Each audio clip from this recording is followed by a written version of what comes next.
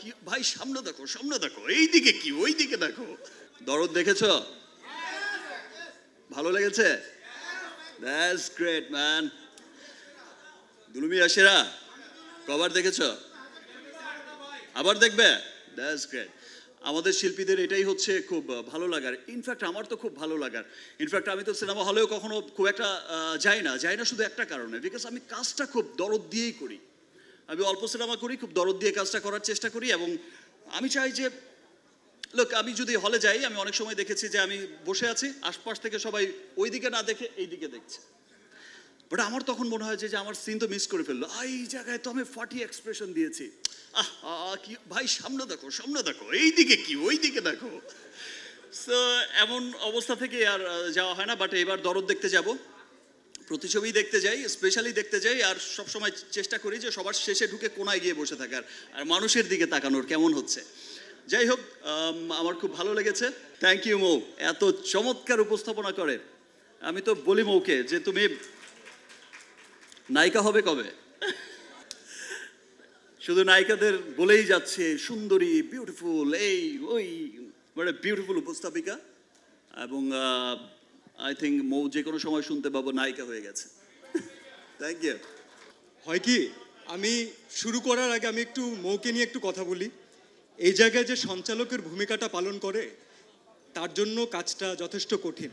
ঠিক যেভাবে যারা আমার সাংবাদিক ভাইয়েরা, যারা আজকে ক্যামেরা নিয়ে আছেন, যারা আজকে আমরা আমাদের দায়িত্ব পালন করার জন্য এখানে এসেছি, কোম্পানি থেকে যারা আছেন, সবার কাজ সবার জন্য ইম্পর্টেন্ট, সবার কাজ কঠিন।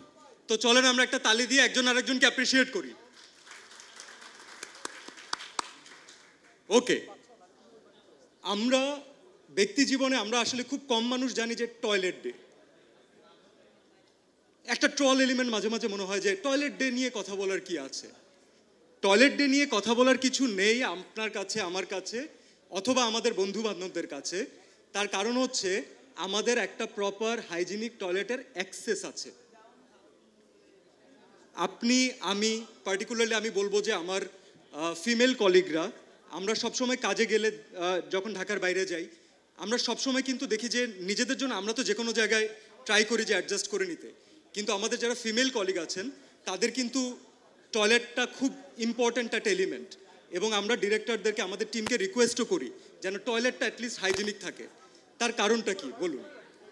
কারণ হচ্ছে যেটা আমাদের কাছে খুব সহজ একটা নেসেসিটি, সেটা বাংলাদেশের প্রত্যন্ত অঞ্চলে, বাংলাদেশের ম্যাক্সিমাম মানুষের কাছে এখনো লাক্সারি।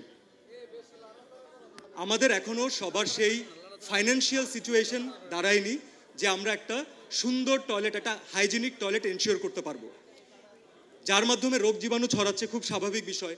এখন আমি এখানে বাচ্চার বাবা, সাকিব ভাইয়া বাচ্চার বাবা, এখানে অপি আপু বাচ্চার মা, এখানে এমন অনেক প্যারেন্টসরা আছেন, রাইট? তো আমরা নিজেরাও দেখি, যখন আমরা আমাদের জন্য কোনো কিছু একটা কিনতে যাই অথবা কোনো একটা কিছু নিতে যাই, তার থেকে বাচ্চার জন্য যখন কিছু করি সেটা নিয়ে আমরা অনেক বেশি কনসার্ন থাকি।